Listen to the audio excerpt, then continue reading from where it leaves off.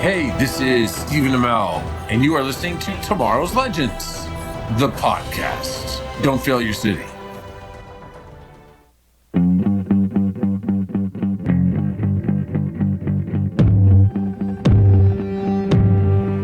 Humans have reached a point of stagnation, and the next step in evolution is upon us. Telepathy, telekinesis, teleportation. These are the powers of the Tomorrow people, and they are about to break out.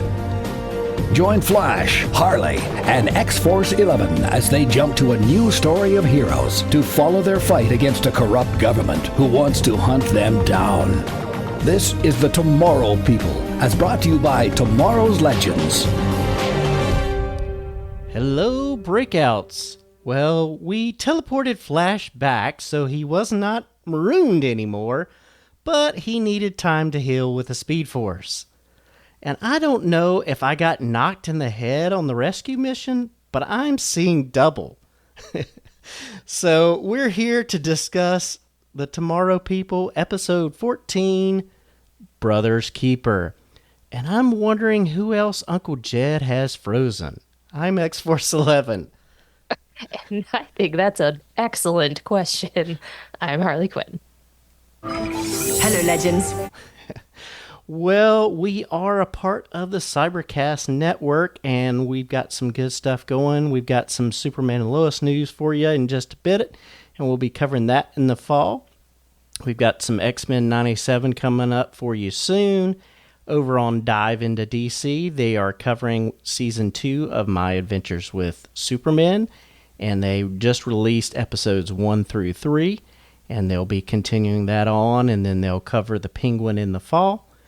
And then over on The Mandalore, they just finished up for a bit. They're trying to figure out what they're going to do until, I think, December 3rd. That's when Skeleton Crew comes back. So we've got some good content on the network for you.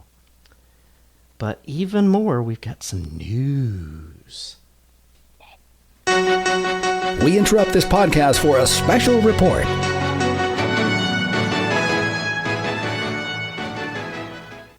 So last Saturday was Comic-Con, and man, oh man, the extended look was amazing. We got to see some good stuff about the extended look trailer, and it just looks so good. And the cast and crew are really saying that they're happy with the way things concluded, and that was cool.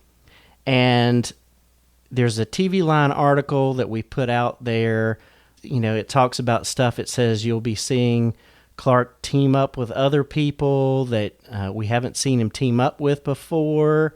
And Tyler said that he's going to need a lot of help from everybody. So everybody's trying to find a way to do their part to fill his shoes. So it seems like this is going to be more than just like a 2-episode deal of the death of Superman. And looking at what we got at Comic-Con, the actual just doomsday fight that we saw, I was like, they're showing this now? I can't wait to see the rest of it, because yes, there was some little bits and pieces that were a little CGI, but I'm like, this is a TV show. This is amazing for a TV show. I agree. Oh my gosh, so amazing for a TV show. I can't wait to see the whole thing. It's going to be so exciting. Yeah. And so the article in TV Line kind of goes on, and it says one person that's really stepping up is Jordan. He still has some things to learn about superheroing, and, we've not really reached the point in his journey where he's, really found who he is yet, and we're going to see some evolution of him figuring that out and doing the things he needs to do, so that will be fun to see. And then in a little bit of news that we got today, Brent Fletcher one of the showrunners, talks about all of the regular cast who were with us in season 3, who are back as guest cast in this season. He says everybody came back, and we made sure to give everyone who had been in the season, those regulars, closure on their character arcs, and you know where they are in the future. And so I think that's interesting turn of phrase there to say where they are in the future. So maybe we do have a time jump after, the first 2 episodes. There's a time jump, and then, we're further on in down the line, or maybe there's a time jump mid-season. I don't know, but it definitely sounds like some sort of time jump, or maybe they do a look ahead at the end of the series to say, this is what's happening in 5 years or whatever. I don't know. That's what I think. I think at the least we'll get like a look forward, a flash forward, if you will, at the very end of the series. I would be shocked if they didn't end it that way. And then we might get a jump right at the beginning. Like you said, the 2-episode arc will kind of kick off like the end, or finish up, I guess, last season. And then I would be surprised if they didn't do at least a little bit of a jump. Yeah. So. Yeah. Cool. Well, I have one last little bit of news that I found in our email inbox as I was looking for some feedback. And it's from Good Pods, and it says, "Congratulations! Tomorrow's Legends has made the following top listener chart on Good Pods. We are number 62 in the top 100 indie after shows all-time chart." So, wow, I thought that was we'll fun. take it. Exactly. That's great. That's great. Yeah. Good stuff. Good stuff. All right. Well, we've got some pre-show feedback from Comic Geek Kev. We were talking about that we were missing him last week, and he says, "Hi, Legends. Help! I've fallen behind, and I can't catch up." Nice. A few brief notes on things fall apart. The opening scene was pretty cool. Great example of what can be done with the T's. Teleporting bullets out of the guns and then using the bullets with telekinesis was really cool. And I don't think we've seen anyone port other objects without touching them. And Sorrento Swan is beautiful, so that's a plus. Nice way to introduce the concept of the synergist. Again, names, ugh, but I'll allow it for now. I remember Marla having powers, but I couldn't remember when or how it was revealed. I thought it was closer to the end of the season. And what an amazing reveal. Just epic.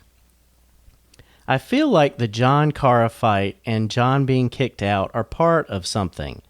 Some kind of ploy. But then again, maybe I watched too much TV, and maybe a fight is just a fight, and a banishment is just a banishment. Who knows? Does Steven have a fake ID? How is he drinking in NYC bars? Maybe he's got Robbie's ID. LOL. I noted that as well. I thought that was funny. Yeah. Supergirl shout out. Mama Marla stepping up. Memory implantation. Hot biker chicks. Too clever for your own boots. Power struggles. Big brother talks that don't go where you think. The episode has a lot, and I really enjoyed it. I'm giving this one 9 out of 10 brother bongs. Until next time, Comic Geek Kev. And don't fear, he got his feedback in for this week, so we get to hear him. He got caught up, so that's good. Yay! Meanwhile, at the Hall of Justice. All right, so I gave this one 9.5 family power. Again, another great episode. The last scene in this ep was one of the few that I remembered from my first watch back in 2013. And to kind of go along with Kev, I thought it was farther along in the season too. But anyway, but this was a powerful episode with lots of revelations. I still have questions about how Roger hid Marla's powers from Jed and Ultra. And I still need more about why Marla hid her powers and why she didn't help Steven more. But overall, I really love the contrast between the twins and Roger and Jed, and the insight John gave Marla. Plus, the rocky road that John and Kara are walking is just really interesting. So, good questions, lots of revelations, lots of action. I just couldn't come down from a 9.5. It was just good. It was really good. I also gave this one a 9.5, Brothers Keepers. I very much enjoyed the title of this episode and its multiple meanings, so I stuck with it for my rating. I think this might have been one of my favorite episodes so far of this series. We get answers to a few things we'd speculated, like Roger's on ice at Ultra. And Marla really did drug Steven.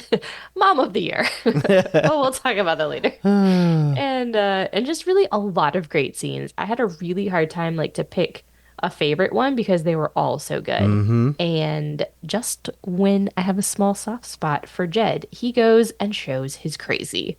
That final scene is borderline Psycho with him, and Psycho as in the movie Psycho, with him talking to his dead brother, quote unquote. He's crazy pants. Yeah. Oh, goodness gracious. I've got lots of questions because I remember that scene, but I don't remember anything else, and so it's just going to be, really interesting to see how it goes from there. But yeah, that was like, okay, he's going in this private place to talk, and then it's like, oh yeah, I remember. Okay. As soon as he walked in that room, I knew what was coming. Yeah. I was like, and there's Roger. Yeah. I was like, come on, pan down, pan down. I totally thought they were going to do the thing where they didn't show him, and I was going to be mad. Yeah. But they did. So Yeah. I left it at a 9.5. I knocked off a 0.5 because, like you, I have about 1,000 questions, which we're going to discover as we start talking. Yeah. Gathered together from the cosmic reaches of the universe, here in this great hall of justice, are the most powerful forces of good. All right, so we pick up right after where we left off, and Marla is in run mode, and Steven has sent Astrid and her dad off on the bus, getting them out of town, and Marla is doing the spy thing where she's breaking the money in the passports because they need to run.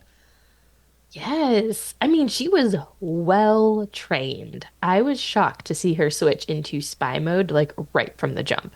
It's pretty impressive, though, and it definitely explains, aside from also having powers, how she has kept her kids safe for all these years without Roger.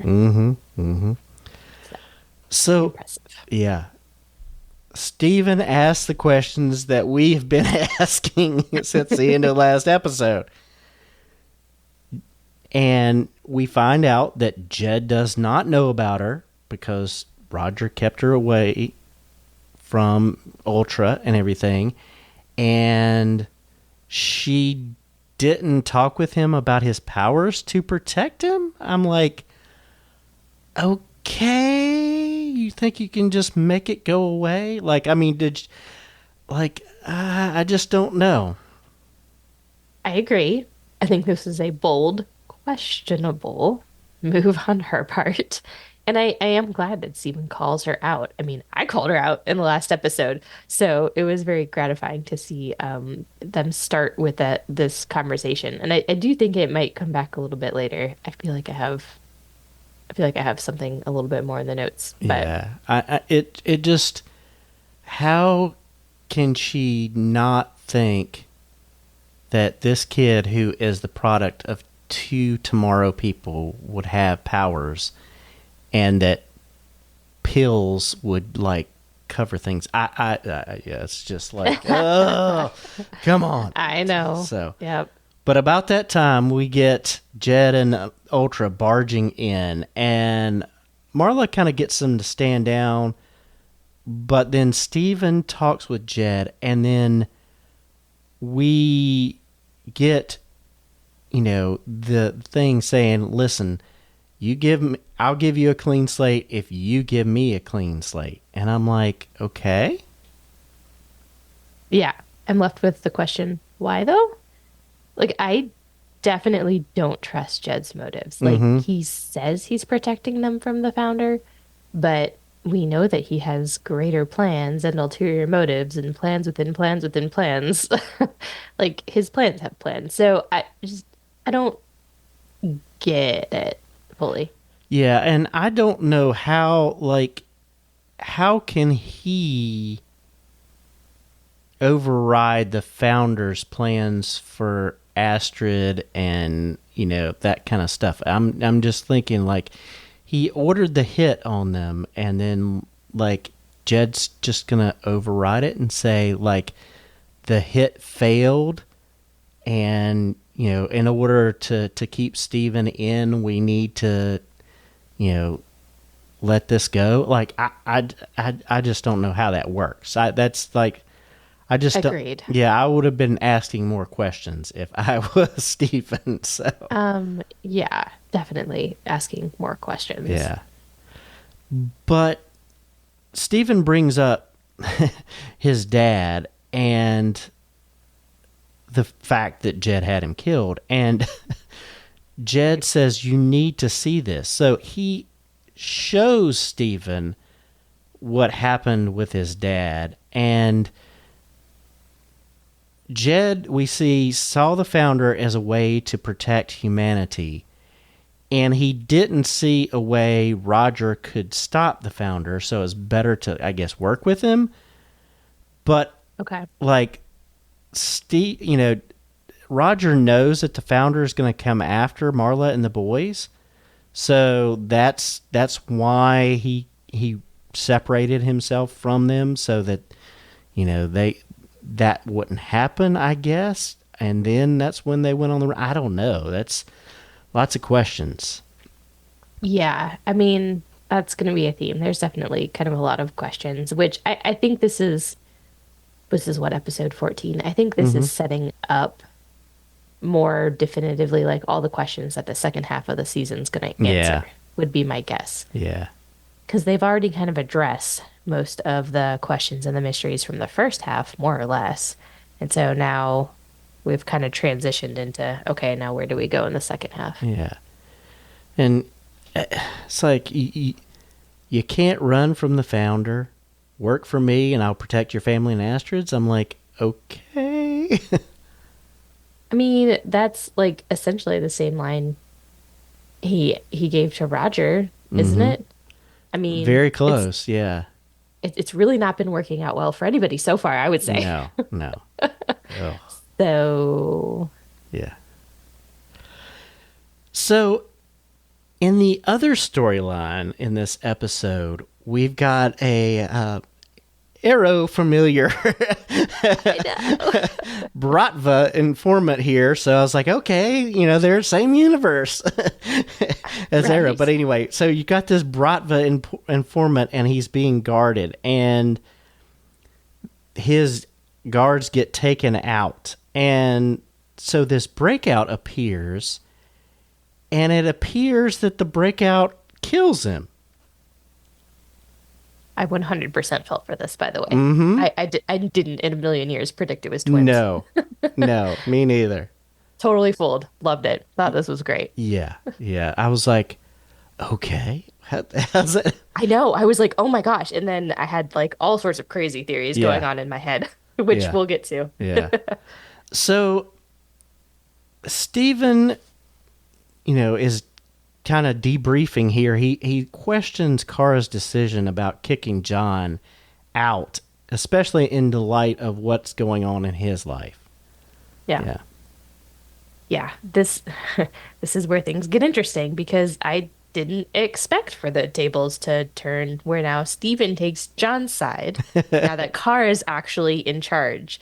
I was like, okay, like it seems like he's almost on the opposite side of whoever's in charge at that moment. And I don't know if that's intentional or just a plot device or what, but he's definitely trending on, okay, you're in charge, so I'm against you. Okay, you're in charge, I'm against you. I just thought it was kind of funny. Yeah, I maybe making the hard decisions, and he's just, he's never been in that leadership role, so he's kind of bucking whoever's in charge. So, Oh yeah, yeah. I think so, in general he just bucks yeah. authority yeah. or challenges. Yeah, Sorry. yeah. So Stephen goes out and finds John, and he's very drunk. Very. And he fills Marla in on John, and they kind of have this drag out discussion about who's protecting who in the family. And she says, okay, we're leaving tomorrow. Yes. Yeah. No, she definitely put her foot down, which I was not. I guess I was. I don't know. I don't know if it felt like I was expecting it or not. Like, because her character has gone from like one person to, with all of this reveal, like a totally different person. I was like, "Ooh, okay, Yeah. all right, she's taking charge. Like, I love it. Don't get me wrong, but it's just I needed a minute to get used to it. But I I was trying to figure out like how like John fits into all of this. So one, good news, we know what happened to him. We know where he went. He's staying with them. But is he still staying with them by the end of the episode? Because like what happens if Jed just like stops by and finds him there as he tends to do? Yeah, I would think that John would sense him coming. Fair. Okay. You know, I think he's probably got some type of, you know, he's going to be able to read if he's coming. So, Okay. you know. I was thinking about that. I was like it makes sense that this character would end up, you know, with Steven when he can't, you know, be in the lair where Kara is. Right. But at the same time, this causes a whole lot more problems for Steven and his cover. Yeah, especially if Jed starts asking Luca about, you know, and Luca kind of lets it slide that, oh, you know, well, John's been cooking meals or what. Oh, Right. interesting. Yeah, so. Who is this John you speak of? Yeah. So what's he look like? Anyway.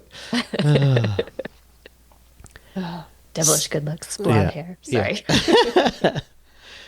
So Jed, Stephen, and Hillary arrive at the hotel crime scene, and the agent who was in the bathroom says he was in the bathroom for like 20 seconds, and like the killer was a ghost. And yeah, the funny line is like, you know, who are you? And it's like, well, I'm Dr. Jed, a chiropractor. What kind of doctor? One that finds ghosts or tracks ghosts or whatever he said. That was hilarious. But we find out that Kara is watching, and she kind of fills in Russell the whole details about the killer, and they're wondering if he could be another Annex Project guy. That's the first thing I was like, well, this has got to be another, you know, person from Annex Project.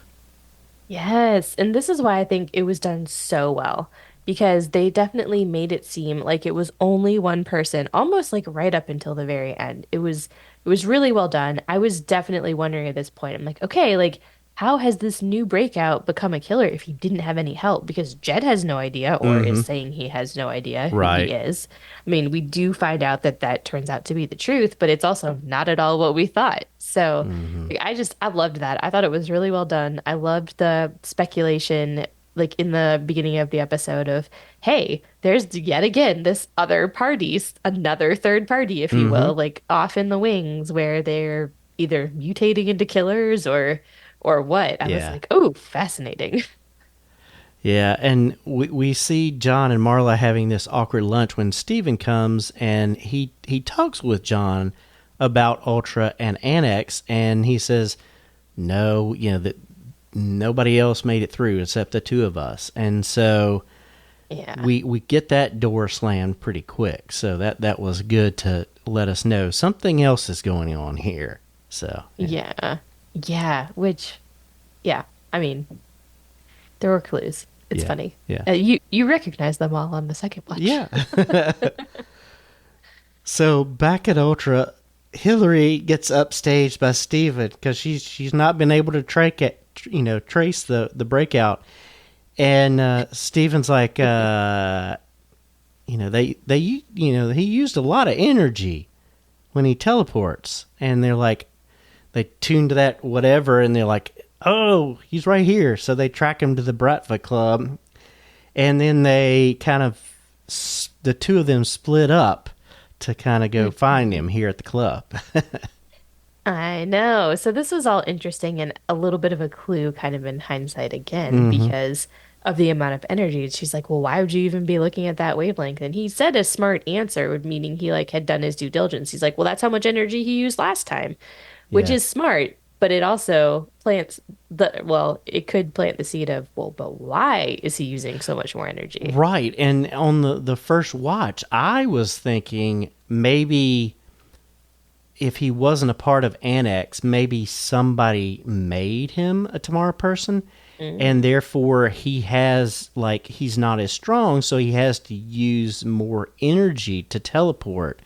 You know, it takes more, like, out of him to teleport because, like, he wasn't born that way, but he was made that way. So that was my thinking is, like, you know, he was a creation and somebody took tech and, you know, stuff that we saw at the end of the episode that they wanted to do, but to make a Tomorrow person. But that was my thinking there. Is like he has to use more energy because like he's just not as strong. But anyway. Yeah. Well, the answer turns out to be he's teleporting two people. Yeah. So Kara and Russell arrive and they see the guy getting paid. And this is cool. He and Russell get into a fight here. And you see them going at it, and he teleports out after he loses the money, and then Kara and Russell take the cash. Oh my gosh, which was funny. I did really love this fight scene because it actually showed Russell doing something well for once. And it was just super cool. It was kind of like martial arts mixed with boxing, mixed with teleporting. Like it just was really cool to watch. Yeah. The choreography for this show is just absolutely amazing. Yeah. I love it. But like after that happens and the dude just like teleports away, I was sitting there like, why did he run? Couldn't he just kill him? Like what? Yeah. I guess, he was just him and Russell. Did he really? I guess he really couldn't get the upper hand. Like then he just like teleports out, and I was like, that seemed like he's running away from the fight. Yeah. But now we know why. We know. Yeah. So this was a really cool scene. It's my favorite scene. But John is cooking dinner, and Luca has already ate half a cow. Approximately. Yeah. So, but this gives us a chance for John to tell Marla about Steven being the double agent, and he's a hero. And so I just really love this scene. We'll talk about it more when we get to it, but it was just so good because of how important these two people are in Steven's life. Yes, and I have a question about all of this. Do you want me to ask it now? Sure. Or save it for later. Okay. So, out of all of this conversation, I thought that it was kind of risky for John to tell her about Ultra. Do you think John knows about Marla? Does he know about her?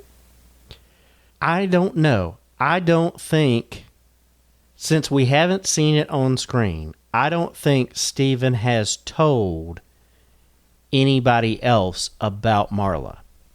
I didn't think so either. So why would he think this is okay to say? That's kind of what I'm getting at. Yeah, I maybe he did, because like how would they explain how Astrid and her dad were saved? Yes, but again, like we didn't really see it on screen. I don't know. It's all very confusing. Yeah, it may have been risky, but I just don't know. I don't know if he is going to try to be good and let her fly under everybody's radar.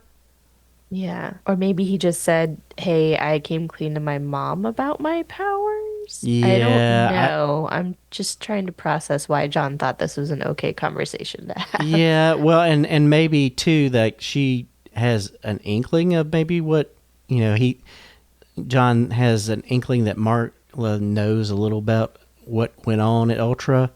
True, maybe. So I don't know, because it's interesting because Did Roger tell John? I highly doubt that. Okay. Because Crazy theory. Because one, he was trying to separate him, her from Ultra and keep them safe. And True. two, he may have been a friend to John, but he knows how close John and Jed are. Good point. And so that's a risk. True. So, yeah, I just don't know. It again, raises questions that I hadn't thought about until you brought it up. So that's a good question. Until we see them say something about it on screen that Steven has told them, or that they mention that, mom's a tomorrow person, then I'm going to say that they probably don't know. But that's my guesstimation, but we'll see. Okay. But in the midst of this, we see a flashback of Marla and the boys at the park. Roger shows up, and it's been 4 years since he left. And basically, he's saying goodbye for the final time. Now, state your question, and I will expound on that. Okay, good. Because I got a little confused, and I think I'm confused about the timing and the timeline, possibly. Because did he know what was coming? Did he know he was going to be killed? And this will come up throughout at the end of the episode as well. But yeah, what do you think? We know John is older than Steven. Yeah. And so Steven is still fairly young in this. Yeah. He left when Steven was, they've time-stamped that for us before. Was it 8? Yeah. So Steven would be So he's 12. 12 at this point. So, yeah, so like that could be the case. It could be the case that Roger knew that they were going to do the bomb attack on him. But he maybe didn't know about John being after him. But like he knew that he was getting to a point where he was pushing it back enough that they're going to try to take him out, that the founder and others are going to try to take him out. So I think he was like, let me say my goodbyes now because I don't know if I'm going to get another chance. So I think it's a little of both. But yeah, the timing was like, I don't know. Like, it seemed like Steven should be older, but like, I don't know. But anyway. Yeah. And I think that's where I was a little confused as well. Yeah. But that makes sense. Yeah. So Hillary brings in the Bratva boss and aggressively questions him about his breakout hitman.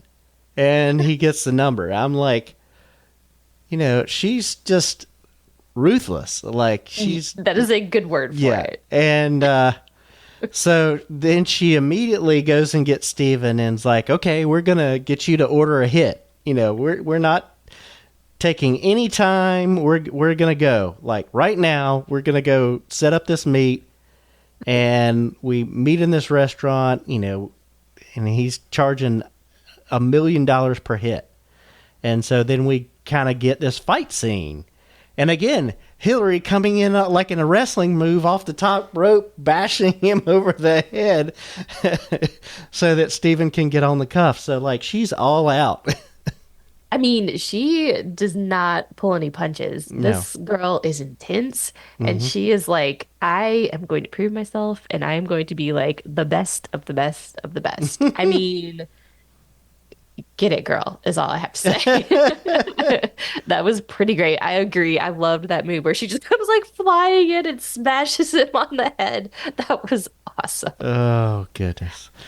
Oh, me. But on the other side of things, we've got Kara and Russell on the subway on a fishing expedition for the breakout.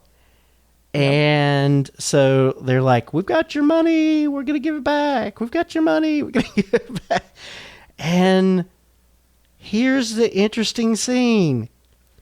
We've got Steven and Hillary taking in the breakout, who we think is the breakout. And onto the subway car comes the breakout. We've got twins. One of them's human and one of them is a breakout. And so this was wild. I loved it. I loved it too. It totally fooled me because, wow, like what a fascinating concept. Although, okay, I have a slight issue with it. So, I'm not going to lie. Shouldn't identical twins both develop powers? Because they literally are genetically identical. Mm-hmm. Yeah. So, yeah. If they were fraternal, it would have been easier to see. agreed. Because, Agreed. you know, that's totally different. But I agree. If they're identical... Okay, real science aside, I get where they're going with it for the show because it sets up the end of the episode. It totally makes sense. Like, if you don't know anything about science, you would totally go for it. Like, oh yeah, identical twins. Like, that totally makes sense because you could see why one person got powers and why one didn't. But identical twins are literally genetically identical, so it doesn't make sense about why it's one like, has powers. Why did one break out and the other one didn't? So, yeah. Unless there's something a little bit more to it than, but I mean, Yeah, if they're identical, genetically speaking, they both should have broken out. But anyway, it's okay. That even wasn't what, like, I mean, that wasn't even really like a nitpick. But as I was like thinking about this, it was just kind of occurring to me. I was like, they're supposed to be identical twins. yeah. So we get this kind of dual questioning here between, you know, at the layer and at Ultra. And so interesting. Yeah, and Jed here clearly identifies with the unpowered brother, Nathan. And he says, listen, I can give you powers if you give up your twin. I mean, after all of this, I thought for sure he was going to turn on his brother. I was like, oh, God, that's cold. Like, I fell for it 100%. Yeah, I agree too. And so we have Steven and Kara sparring about, like, he wants to bring him in. And he's like, we've done this, like, he's an accomplice to murder. Like, we've given other ones over to Ultra. What's so different about this one? And, you know, and she's like, I just don't want to argue with you. I'm like, okay. Yeah. Anyway, that felt like manufactured drama. Just yeah, it did. And then, so Steven is venting to John about Kara. And John says, well, she's right. And he says, like, Jed wants to be able to do power transplants. That's not a something fake just to get the other twin. But John fills him in. He's like, the paranormal dies every time. Okay. Big question. Why in the world would they need to do power transplants when their mission is to get rid of paranormals?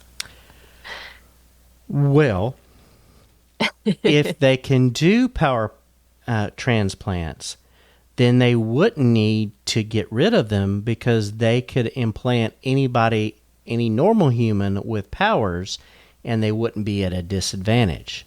So they're just going to evolve everybody? Yeah.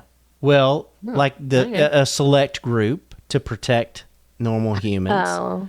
But okay. You know, it's like if, you know, the whole syndrome thing of like, if everybody is super, then nobody is. So it just levels the playing field. So you don't have to worry about, like, we've got to go out and spend all our time capturing all these people. We just have to have enough people to combat them that have powers. Okay. So then he can recruit anybody and then make his own army, basically. Right. Yeah, that's my thinking. But that was my thinking then. But not at the end of the episode, but we'll get back to that. So okay. Yeah, I can't wait to hear what you think about the end of the episode, yeah. So Russell's talking to the other twin here. And he's like, you can tell he's so jealous. He's like, how do you spend your money? And he's like naming up all the things. It's like, well, we've got a big house in Connecticut. I love that. Yeah. And this is when Nathan reaches out to Sai, and Kara is there trying to talk him out of it. And so this was kind of interesting because we're like, is this going to work? Is this not? I know. And I kind of fell for it. Mm-hmm. Like the way that they set it up, it was really well done. I was like, oh my God, dude's like really going to turn on his brother. Mm-hmm. And I just felt bad for the guy. Yeah. Yeah. It's crazy how the rest of this all goes down. Yeah. So Steven is questioning Jed about the transference protocol. And he's like, yeah, it hasn't worked. But, you know, we're trying to be good scientists, and we've never tried it on twins before. And this is where Sai shows up. So, yeah. Perfect timing. Mm-hmm. It's just like, and I'm here. It's like, oh, no. So here we are. We get the impression that Nathan is willing to let his brother die to get powers. Yep. But we find out Kara had a plan. So here, I've got to question things. Uh-huh. 2 reasons. She sends in Sai with a gun. He's wearing normal clothing.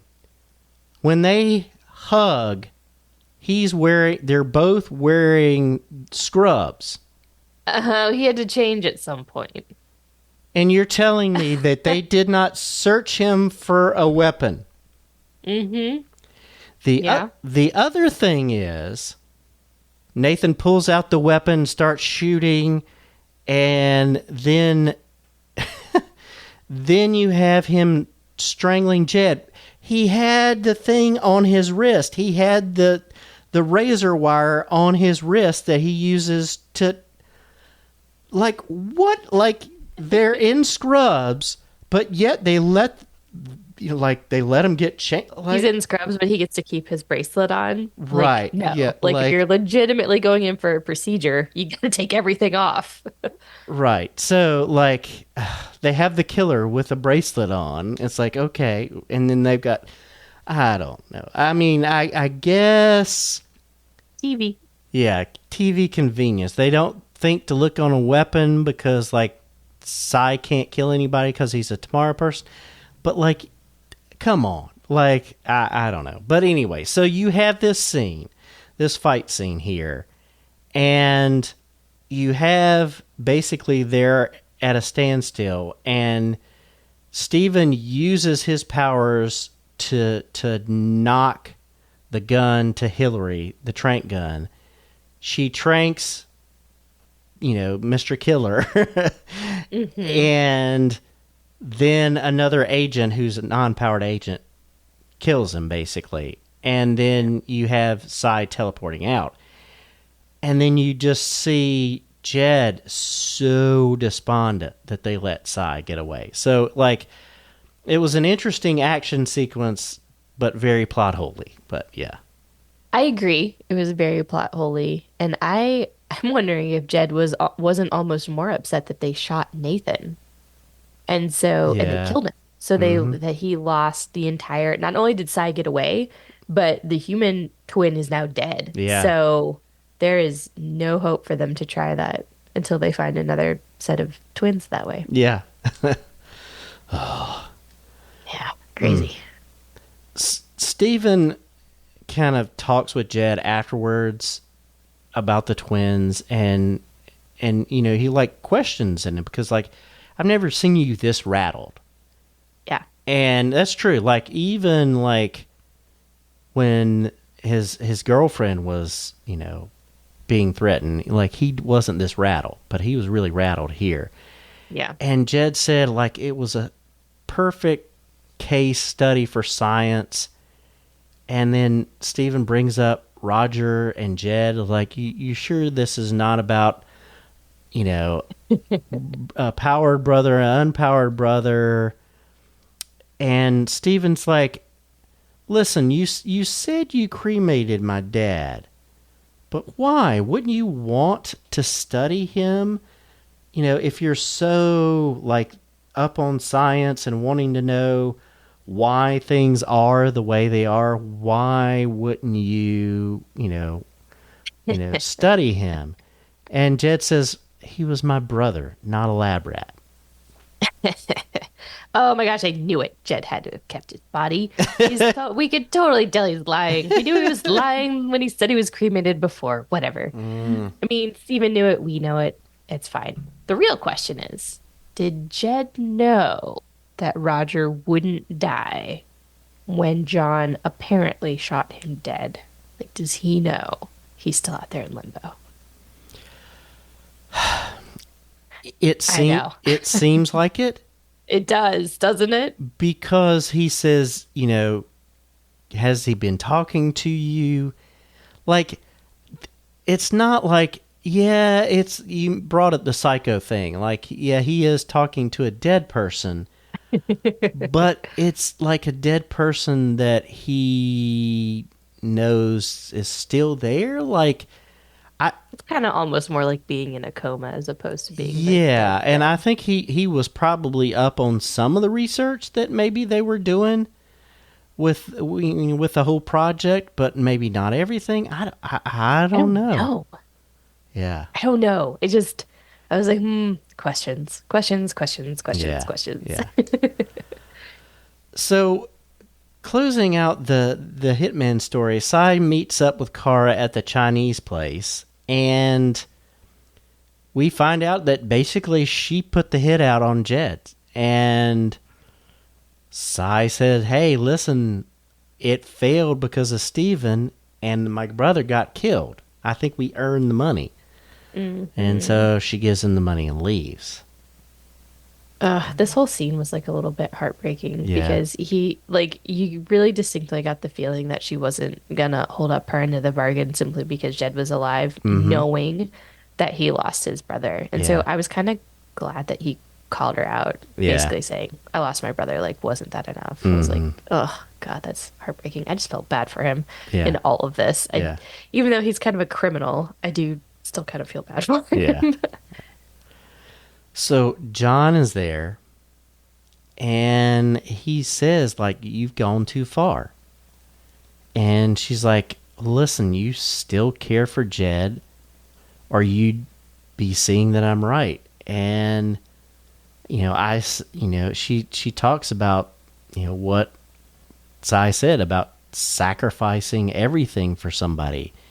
You're my family, and she wants him to come back, and she misses him. And he says, so that you can use me as your hired assassin? No. Like, ooh. Yeah. This was another tough scene to watch. So it definitely seems like they are both, and by they I mean Stephen and John, kind of against Kara for the moment. She's kind of gone like pretty far the opposite way that John was, like, in her leadership role. So he was more about, like, saving the tomorrow people, keeping them safe, keeping them hidden. And she very much is like, no, we need to take the fight to their doorstep. Right. Which I don't necessarily disagree with, but I do feel like she's gone a bit almost like militant with it in a lot of ways. And so it's almost like it's morphed into being more about taking out Jed and Ultra and almost like revenge as opposed to saving the tomorrow people. Does that make sense? That's just kind of how I'm feeling. It does. I think she is reading the room with the other tomorrow people of, like, they're tired of being hunted. They're tired of being on the run. Hiding. And there's, no way out. And, like, I think some of that too is she saw the whole deal with Astrid of, like, here's this woman who doesn't have powers, but she's being forced to stay with us because of us. And, how many more people are going to get caught up in this? And, like, we need to take it to them. And so, like, I think she's just getting caught up in that, and and John is more level-headed because he knows what Ultra's capable of, and is able to like talk to the people and say, or he used to be able to, and say, listen, you know, we need to be careful about this. So I think he had her support when he was leading. Yeah. And she doesn't have him in that same way. She doesn't really have somebody else there who can really check her without him being there. True. And so I think she's just being swayed, and she's like, I've got to do what I've got to do. And so, yeah. True. Yeah. That's true. And she's also having to like solidify herself as a leader. And Yeah. she's basically like, okay, you can't question me, which is an entirely different form of leadership. But Yeah, that's being a boss, not being a leader. It's that being a dictator as well. it's like, you know, you're going to do it my way. You're going to go, you're going to do. Whereas let's go together and do this together. So, yeah. So, yeah. Instead of lifting each other up. Yeah. She's setting out orders. Yeah. Well, the next scene up is your favorite scene. This is where Marla kind of debriefs with Steven at the end, and everything's fine for now. And we will talk about that a little bit more. But that was just an amazing scene, and I'm so glad you chose it. So It was really good. So we can talk about that because I'm dying to get to this last point in the notes. So Jed keys into a secure vault. And he talks about how close he was, and the plans have to be put on hold again, and Roger is in a cryo chamber. So he sees some type of way of bringing his brother back if he has powers. If he's got that connection, if he's got those powers, then he can bring him back. I think is the way that he is looking at it, because we know we have to have the body, and so I think that's his thinking. My question is, does the founder know that Roger has the body, and is that what he's talking about with because Steven's so important? So I don't know. That's my question. Yeah, I don't know. I don't know if the founder knows or not. I kind of got the impression that maybe he didn't. But I'm still questioning Jed's endgame and all of this. So that's a very interesting theory, which I do kind of like. Because to me, it just kind of feels like his crazy is showing a bit at the end here. Mm-hmm. You know what I mean? Like, I mean, we know that he's got like plans within plans, and those plans have plans, and like, et cetera, and so forth. So I'm got this convoluted theory of maybe he had him killed on purpose, knowing that he would do what he did. He would stop time just before he died. He would get stuck in limbo, and then he puts his body on ice. So the question is, why doesn't he bring him back, aside from the fact that, like, Jed himself clearly doesn't have powers, which could be why, you know, he's hell-bent on trying to figure out how to give normal people powers, like you said. Maybe he doesn't know how. Or maybe he doesn't know that's possible, but he also had Crick killed, so I assume he also confiscated Crick's research. So wouldn't he have discovered the same thing Steven discovered, or did Steven already take all that stuff? Yeah, I don't know if the videos were there. I mean, the videos are in the layer, so I don't know if, like, Crick had other proof or written notes, or I don't know.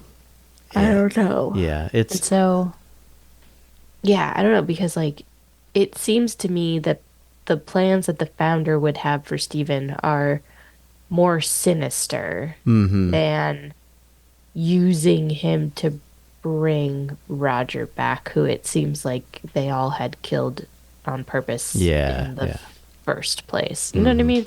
But I don't know what that is either. Yeah, I now thinking about it, I'm going to go back to my plans from last week that the founder wants to make the next step the day after tomorrow people, as Russell calls them, with Stephen and the founder's daughter. So I think that's what he's trying to do. So, but anyway. That's hilarious. I forgot about that. The day after tomorrow people. So funny. All right. Any other questions that we want to talk about? I think so. We've asked quite a lot throughout this episode. All right. So we're going to take a pause for an ad break. Shape out an eagle! All right, I am first up, and I called this one Stephen is a Hero. You know, I can't even begin to imagine how hard it's been for you and Luca. But I can tell you this, when Stephen's gone, he is out there protecting paranormals. What do you mean? I thought he was just an intern. An Ultra study the tomorrow people. Ultra hunts the tomorrow people. What? Stephen has been acting as a double agent to help us stay one step ahead of Jedediah and his lunatic partner. That we're even surviving is pretty much thanks to him. He's a hero. Just like his father.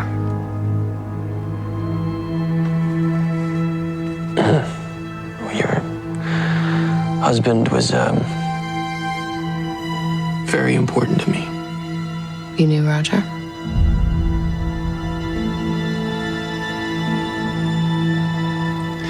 So I know how much Stephen takes after him. Carrying the world on his shoulders. Doing the right thing, no matter what the cost. I pay the cost every day, right here. So does Stephen. Family is everything to him. Which is why you gotta understand that if you leave, if you force Stephen, he would be leaving his other family. And we need him just as much as you do. Yeah, this was powerful because John knows who Roger was to him and that he cost Roger his life. Mm-hmm. He also knows what Stephen has done and the hope that he now has because of him.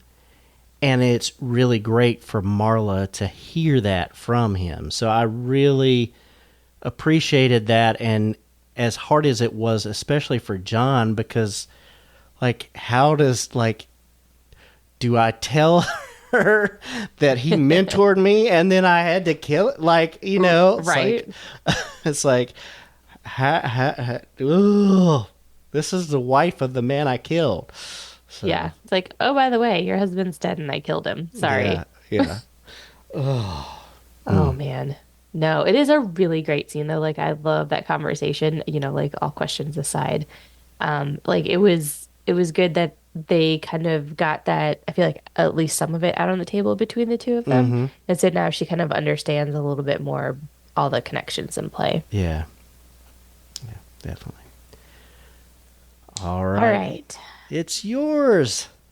Yay. Okay. I called this one Heart to Heart.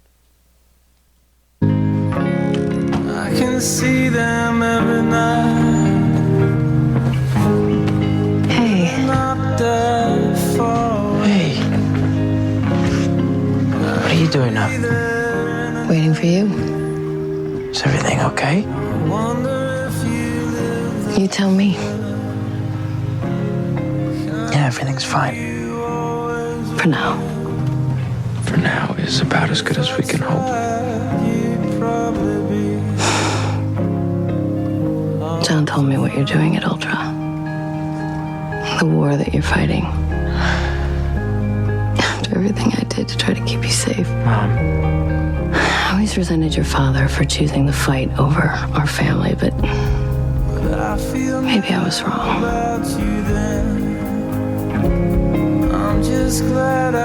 Mom, everything that I'm doing is for this family. I know. And I'm proud of you. You're a born leader, just like your pain in the ass father. So we can stay. And you can keep working at Ultra. Because I know it's important. But I can't stop being your mom. I need to provide some semblance of a normal life for you and Luca. I know. Luca needs it. So do I. But the days of burying my head in the sand are over. I know you're in danger at Ultra. So every night when you come home, I'll be waiting. Because I won't be able to rest until I know that you're safe. I'm safe. For now. That's gonna have to be good enough.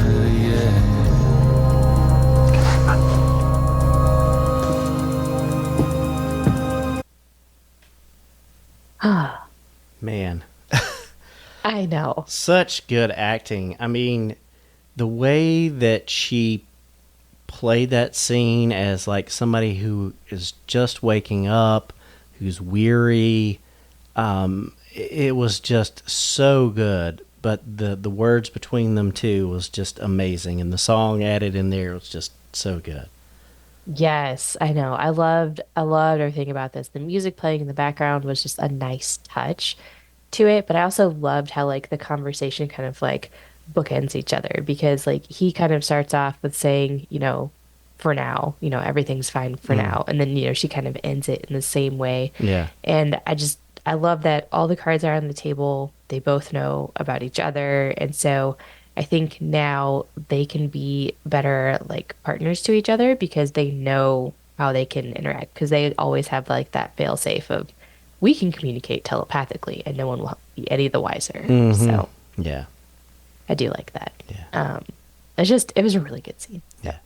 Good stuff. All right. Well, if you want to give us some support, we would greatly appreciate that, and here's how you do it.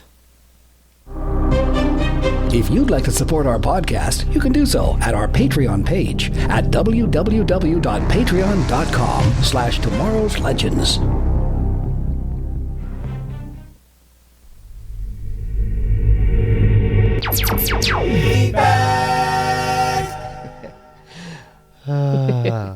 Well, first up, we've got some email from Comic Geek Kev.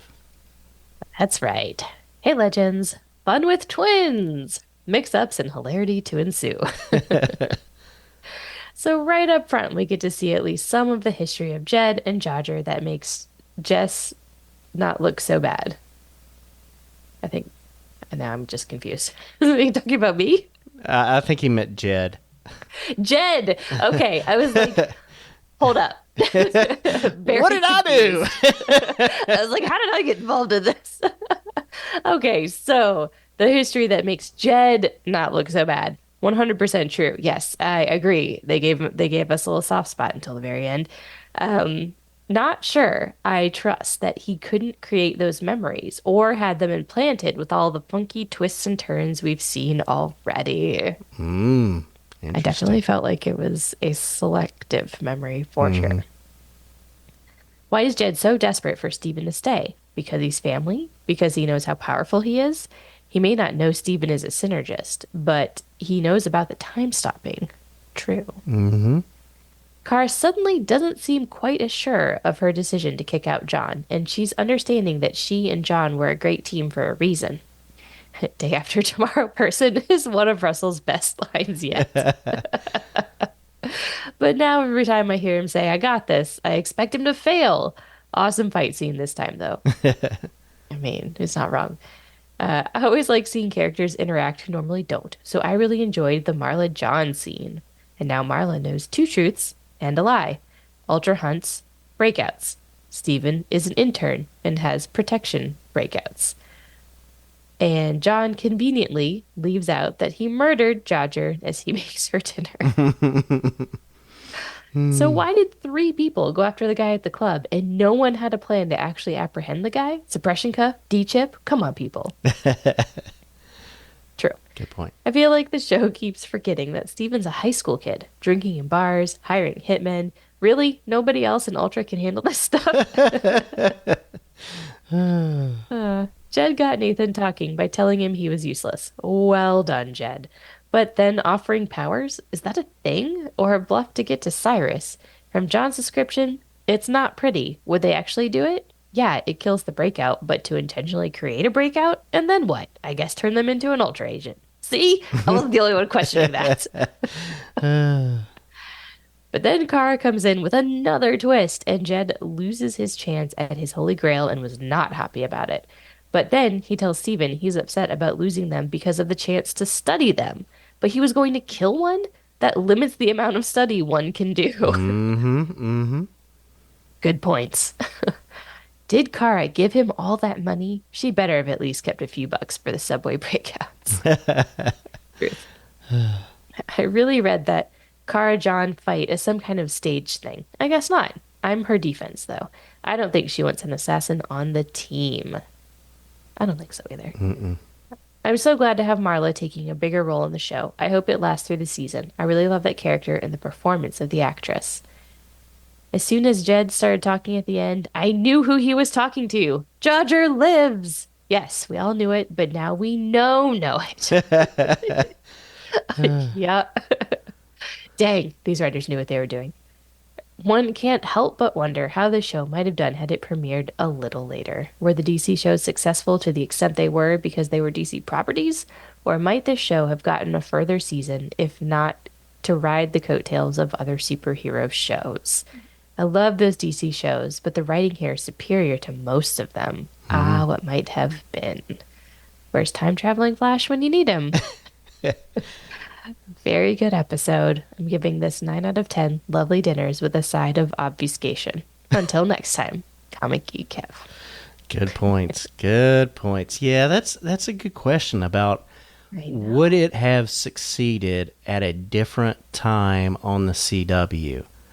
Yeah. Yeah, because it was weird because like you had the DC shows going and then you had like the vampire supernatural, you had the Vampire Diaries, you had Supernatural, you had those type of things going as well.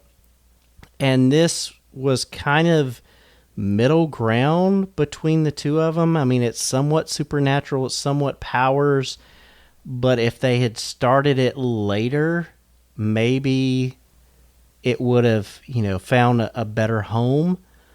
But yeah, I just don't know. Yeah. I don't know. That's like tough because honestly, when this show premiered, it was like the height of Arrow and Flash. Like it was early on. It was was it season 2 Flash? So this came out 2013 and yeah. It's like Flash came out in 2014. Oh, so Flash hadn't come out yet. No, so Arrow it was probably I think he was introduced in that season of Arrow maybe in 2013. Yeah. So this was like right when Flash was getting ready to be introduced as a series. So, but Arrow was still pretty high at that time. So. Yeah, that's true. And Arrow, what season of Arrow was Flash come in on? When did Flash start? Was that season 3 of Arrow? So. Or season 2? Let's see. Kev might have a point. They should have waited a year or two. So season 2 of Arrow was in 2013. So it was airing season 2 at the same time as the Tomorrow People, I believe. Okay. So, yeah. So yeah. Maybe if they had waited just a year or two, yeah, so it would have done better. I mean, I think they had the right idea. They put it on the right network. It was a superhero-like show. Yeah. But I think it was still too early days. It's a shame. It was really good. Mm-hmm. Yeah, I agree. Really good. Yeah. I agree. Better writing all around, sadly. Yeah. All right. Well, next up, we've got a voicemail from Perry White. Hey, Breakouts. Perry here with feedback for the Tomorrow People episode, Brother's Keeper. And freaking good Lord, Luke Mitchell has done it again. Dude is a fantastic scene partner. John's chemistry with Marla in this episode was A1 top-notch stuff. Maybe I have to give them maybe a ship name too. How does Jarla sound? And I mean, heck, if Roger doesn't come back, maybe John doesn't work it out with Kara, and maybe he's looking for a cougar. I can see John and Marla having a situation, folks. All right. Speaking of Kara, I don't agree with her leadership style one bit. The sort of my way or the highway sort of leadership style. But I have to absolutely freaking agree with her end game. I mean, Jedediah is the enemy.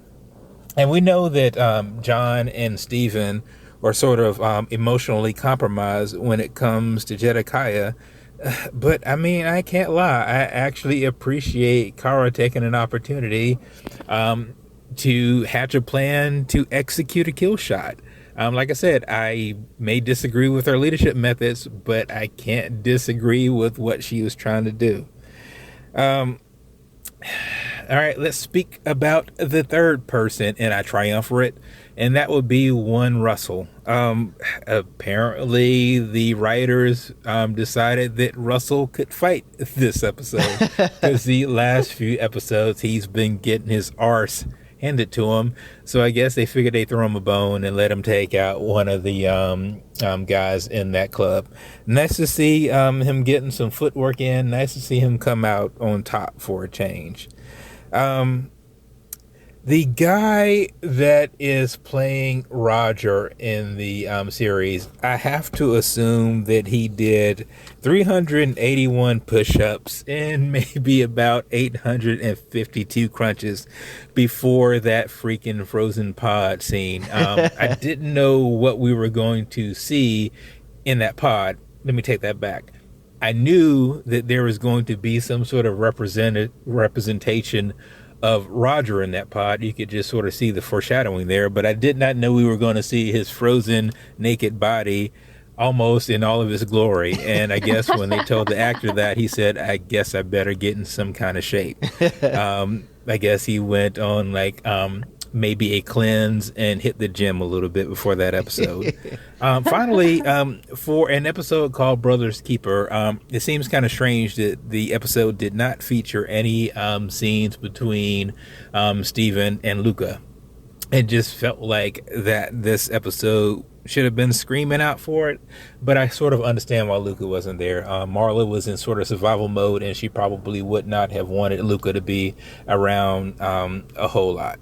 Anyway, I really dug this episode. I thought it was really cool. The whole twin situation was a really cool setup. It had a little bit of mystery to it, and I thought that was just like a cool little twist. It was also gave us some insight into Jedediah and Roger. I mean, obviously we have to assume that if we had a brother and he had some significant abilities, there would probably be some jealousy that would surface, and it makes all the kind of sense in the world. Anyway, this has been Perry White and making another deadline. I look forward to hear what the rest of you breakouts have to say about this episode. I'm out. Good stuff. Yeah. Yeah. Roger was jacked. Like, yeah. I was not expecting that. I'm not going to lie. Oh, goodness. Well, good stuff. So if you want to be like these good folks, this is how you do it. If you would like to be a part of the show, you can send in your feedback to tomorrowslegendspodcast@gmail.com. You can also reach us on Twitter @Tomorrow's Legends. We'd love you to join our Facebook page at facebook.com/groups/Tomorrow's Legends and become part of the community.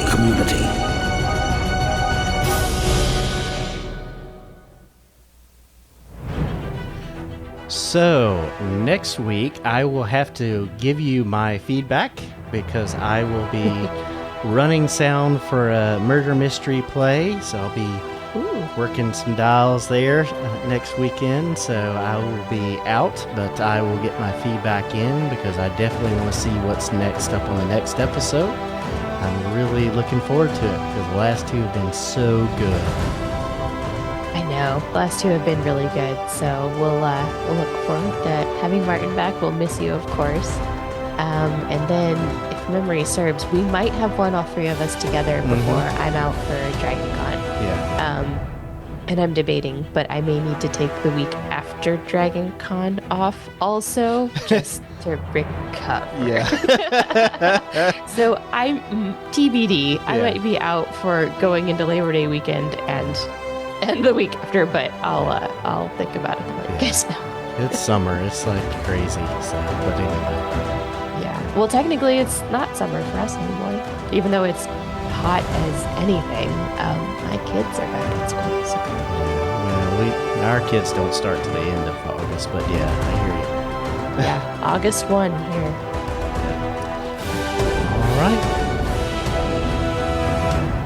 So this is X-Force 11. So say we all. And this is Harley Quinn. I'm out. Tomorrow's Legends is not affiliated with CBS, Warner Brothers, HBO, or the CW. We're a fan-made podcast for entertainment purposes only and are part of the Cybercast Network. Be sure to check out our partner shows, The Mandalore and Dive into DC, covering your favorite Star Wars and DC Comics properties. Thanks for listening.